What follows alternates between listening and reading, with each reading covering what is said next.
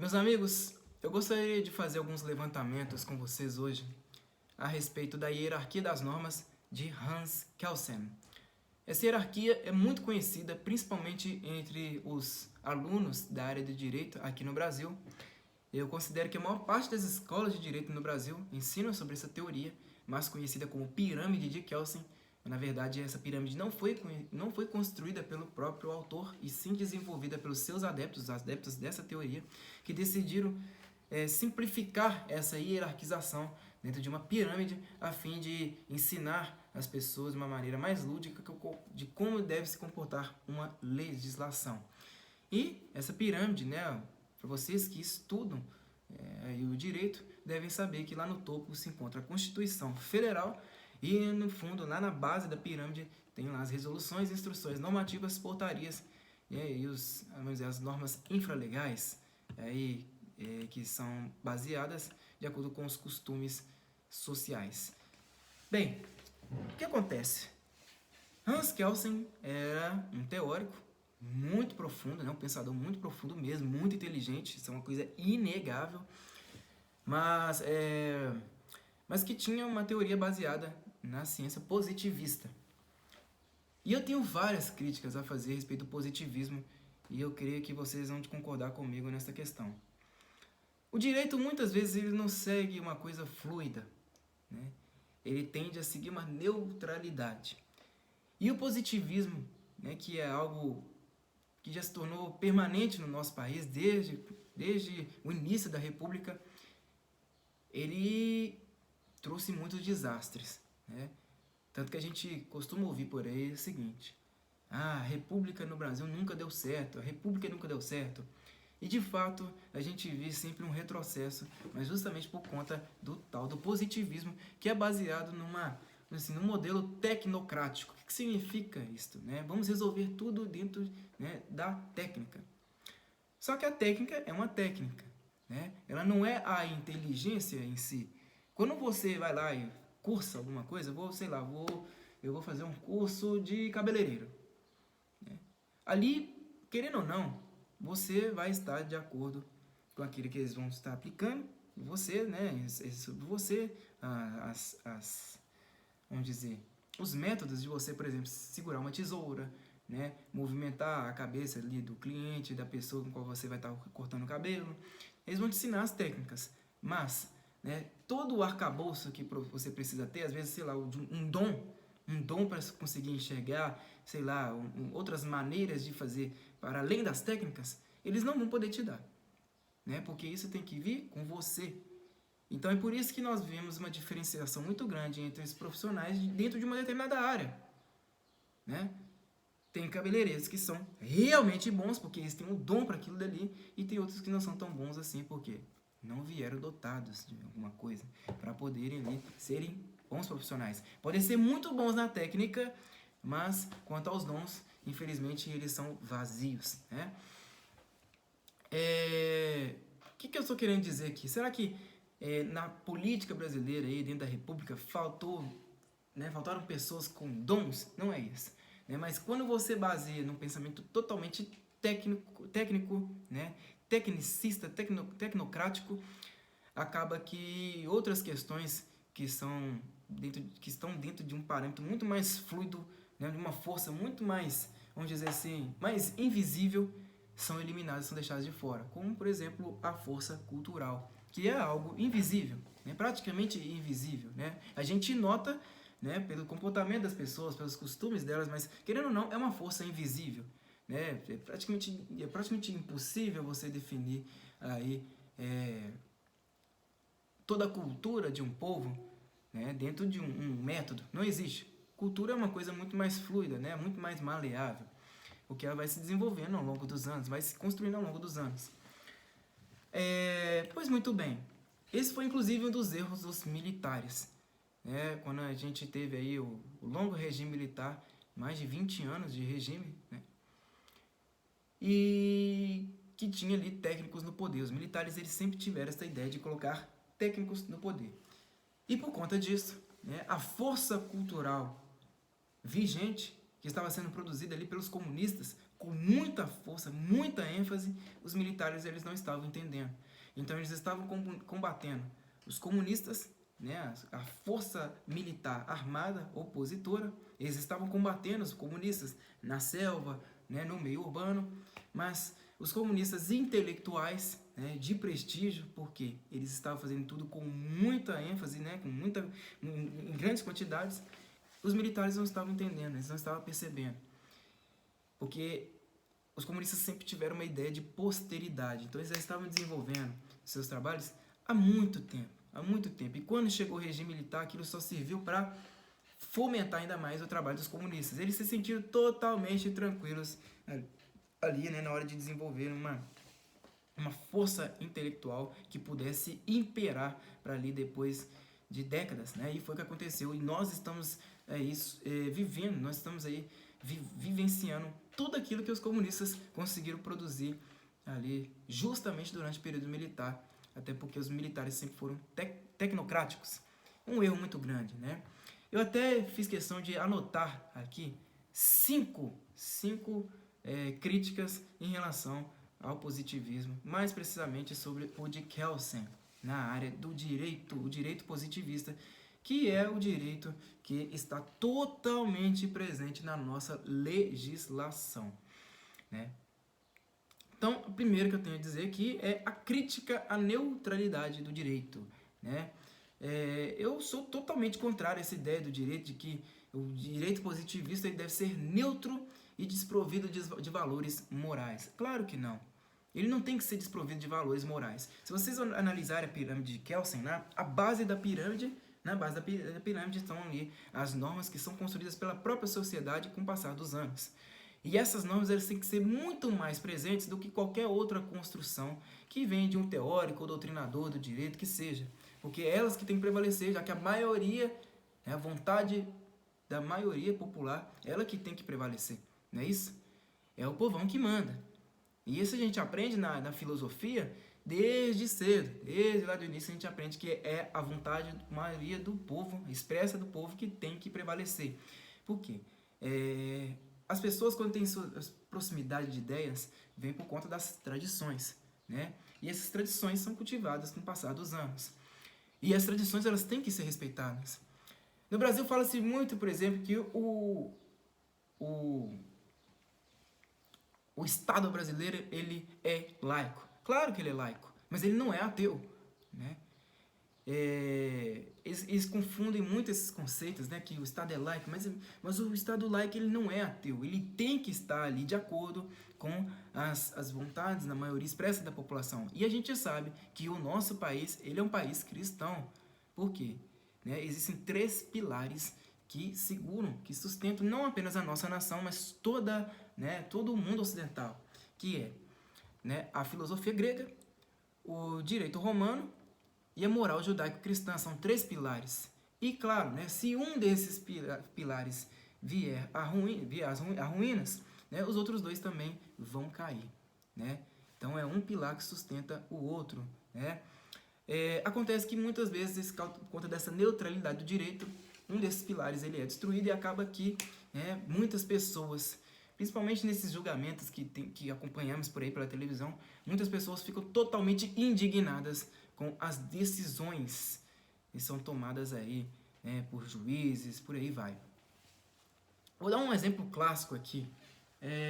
Vocês se lembram do crime ali contra Isabella Nardoni, né? Uma menina ali se não me engano, tinha 6 anos de idade, né? Foi defenestrada, foi jogada pela janela ali, pelo casal de pais, né?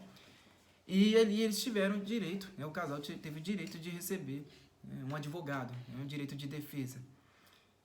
E a população estava toda ali atônita, né? Querendo acompanhar, né, o julgamento.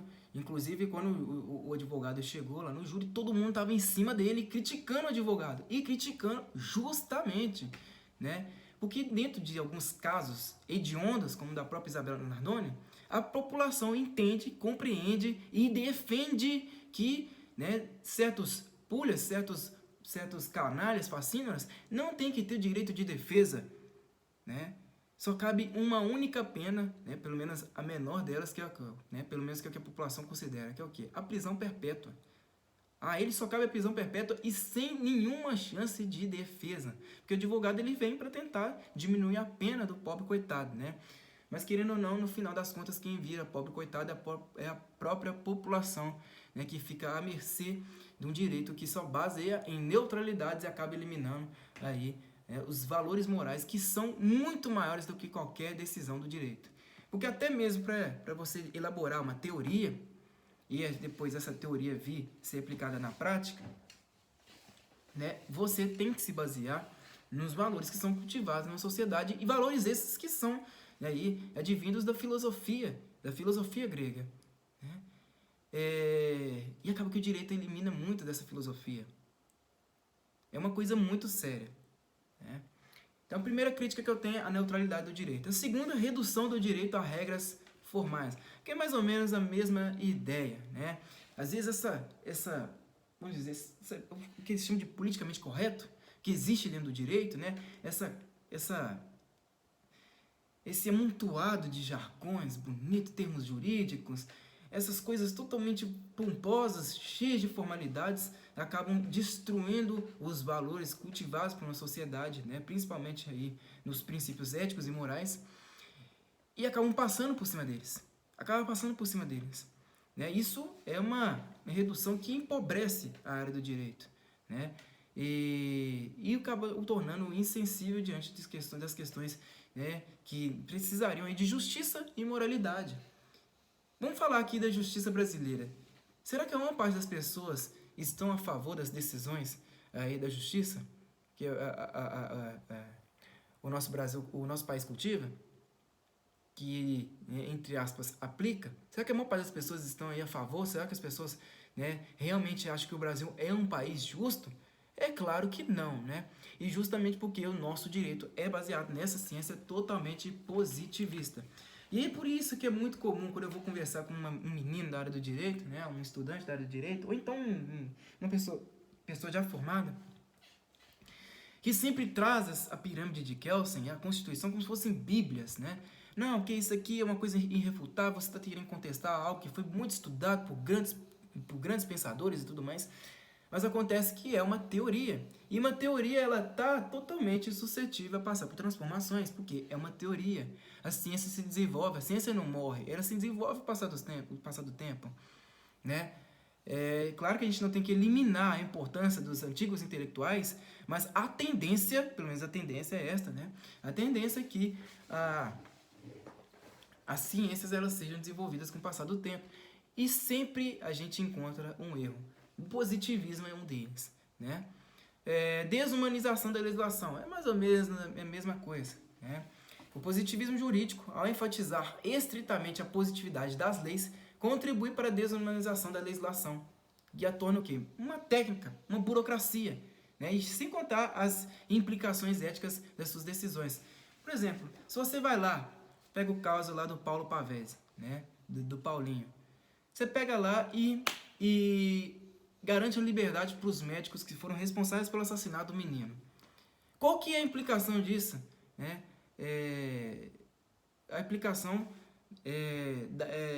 disso sobre a sociedade, né? É absurda. É absurda a implicação ética disso na sociedade, porque a sociedade vai olhar a justiça com maus olhos e vai olhar que realmente não existe justiça no Brasil. De fato, parece que não existe, né? Esse é um dos casos mais horrendos, mais horripilantes que alguém pode ouvir na vida, que é o caso do Paulo Pavese, né? Então você vê que, por conta dessa burocracia, por conta dessas técnicas, de sempre achar uma brecha, né? Porque a Constituição brasileira, você pega a Constituição, está lá no topo da pirâmide de Kelsen, a Constituição brasileira é baseada em preceitos socialistas, né? Ela não veio à toa. Ela veio justamente para permitir uma pluralidade política, mas quando eu falo pluralidade política, não é uma pluralidade de ideias, porque política não é ideia, política é poder. Mas uma pluralidade de partidos políticos, você viu aí uma imensidão, um surgimento aí absurdo de partidos políticos, né? E que são aí, né, dominados por pessoas, né? Porque dentro de partidos há pessoas que fazem a coisa toda valer, né? Ser colocada em prática, e de pessoas que sempre conseguem o quê? Né, consegue o livramento, graças à Constituição, que não veio à toa, que não veio de graças. Se vocês analisarem muito bem como é que foi ali, como é que eram mais ou menos as ideias de Ulisses Guimarães, vocês sabem muito bem, vocês vão entender muito bem o que eu estou falando, né? A quarta coisa aqui é influência no contexto brasileiro, né? O positivismo é parte de uma influência intelectual, né, que afetou a política e a cultura brasileira de uma maneira negativa, né? Igual eu falei aí da República, né? Tanta tecnocracia que, por exemplo, né, fez com que os comunistas tomarem conta de absolutamente tudo. E isso foi com muito mais força, veio com muito mais força durante o regime militar, né? A aceitação, a crítica do positivismo contribuiu demais para a falta de valores e princípios morais da sociedade no sistema legal do Brasil, né? Claro, a força que o direito tem, às vezes, vai recair sobre a sociedade, né? Muitas vezes a sociedade vai deixar de cultivar vários valores e princípios e virtudes, né, por causa do próprio direito, por causa da influência do próprio direito. Isso é fato, e não é apenas um estudo ali pelos galãs, né? Um estudo elaborado ali pelos galãs, só os galãs que vão cultivar, só os deuses do Olimpo vão cultivar. Claro que não, ele tem uma influência muito pesada sobre a sociedade, assim como qualquer outra ciência, né? O valor que uma ciência tem sobre uma sociedade é gritante, né? E é por isso que muitas coisas na sociedade você vê que eu faço isso porque eu tô impune. Você vê que mais vê isso daí. É o bandidinho que fala, não, eu faço isso, mas amanhã eu tô solto, amanhã eu tô impune, não tô nem aí pras leis, não, cara. Eu vou viver de acordo com aquilo que eu acho certo. E ponto final, né? E outras coisas mais, né? Por exemplo, por que a classe estudantil ela é tão protegida no Brasil? Claro que tem a força política, mas existe também essa casta, essa defesa por parte aí dos profissionais do direito, que também vem da mesma classe, a classe estudantil. Todos eles passaram por ela. Então você vê aí uma capa muito grande de defesa que eles elaboram e que vai virando um ciclo a ponto de destruir valores e princípios morais da sociedade ao longo do tempo. Por isso que muitos falam por aí, eu faço isso, mas não dá nada não. Vai dar nada não, cara. Dá nada não. Eu vou viver na ilegalidade mesmo, porque eu sei que eu tô livre amanhã. É só eu pagar, né? Eu pago ali uma fiança e tal, arrumo um bom advogado e beleza, tô sussa. Igual a Deolane fala, né? A Deolane falava lá, né? Eu gosto de bandido, eu gosto de advogar, eu gosto de trabalhar para bandido, né? E é por isso que a bandidagem hoje se tornou algo cultural. Um dos motivos é esse daí. É essa permissão que o direito dá, né, das pessoas cultivarem certos comportamentos que vão totalmente contrários às decisões do povo, à moralidade do povo. Por exemplo, se você defender a morte de alguém no Twitter, no Instagram, isso pode chocar a sociedade. A sociedade vai, mas peraí, tem que ter alguma lei contra isso daí. Para o cara vir à tona e falar, não, isso daí é um absurdo, o cara defender a morte, por exemplo, do Bolsonaro, tem que matar esse cara mesmo. Pergunta se isso daí é visto como um crime. Não é um crime. Não é um crime. Não é nada, né? Eles vão falar que isso é apenas uma manifestação. Uma manifestação da pessoa, né? Uma manifestação opinativa da pessoa, ela tem o total direito de fazer isso. Acabou. E o povo fala, não, peraí, mas tá incitando o ódio, o crime? Não interessa. É uma manifestação. Ela tem o total direito de se manifestar. Agora imagina o contrário, né? Você vai fazer ali uma caminhada pela paz. Você e várias pessoas ali vestidas de branco, uma caminhada pela paz, né? E defendendo ali os valores cristãos. O que você acha que eles vão falar? Isso daí é uma campanha política. Isso aí tem que acabar, isso tem que parar de existir. A legislação brasileira, ela é assim. Ela é assim.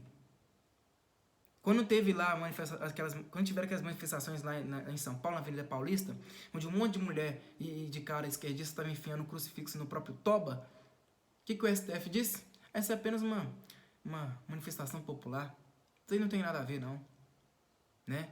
Agora, qualquer outra manifestação, ou contra o próprio direito às decisões, as decisões monocráticas de certos juízes e tudo mais, quando há manifestações contrárias a essas decisões, aí o que acontece? Não, nós temos que acabar com isso. Nós temos que incriminar essas pessoas que estão aí fazendo discurso de ódio, propagando fake news, né?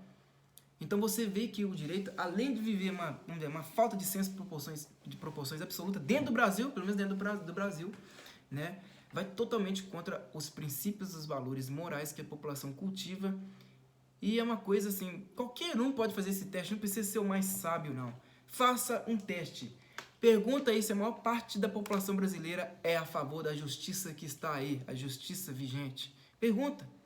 Vocês vão ver que não.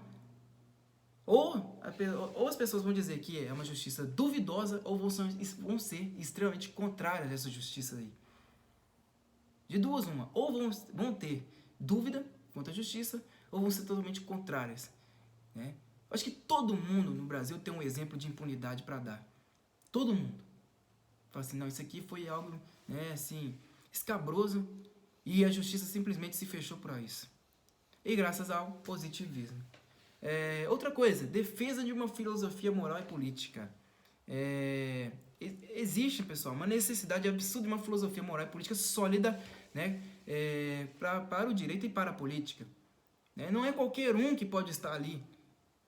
Mas o que acontece? Né? Eles vão colocando qualquer pessoa, de qualquer ideia, qualquer base. Apresente qualquer filosofia e ponto final. Há pouco tempo aquilo ali vai virar uma doutrina do direito. E tudo vai ter que ser pautado de acordo com aquela doutrina. Foi o que aconteceu, né? A ONU, por exemplo, nosso direito, ele tem que se basear em tudo aquilo que a ONU decide. Pronto. Acabou. Se a ONU decide que vai ter casamento gay, sim, acabou, faz parte da nossa agenda, a nossa legislação vai ficar com a bunda virada para a ONU e vai ter que fazer tudo aquilo que a ONU mandar. Acabou. Será que isso isso daí vai de acordo com a filosofia moral que a população cultiva? Será que está de acordo? É claro que não. Então é isso daí, pessoal. Algumas críticas que eu tenho a fazer a respeito da pirâmide de Kelsen, tá? Se vocês tiverem outras opiniões aí, deixem aí no campo dos comentários, beleza? Muito obrigado a todos e até a próxima. Falou!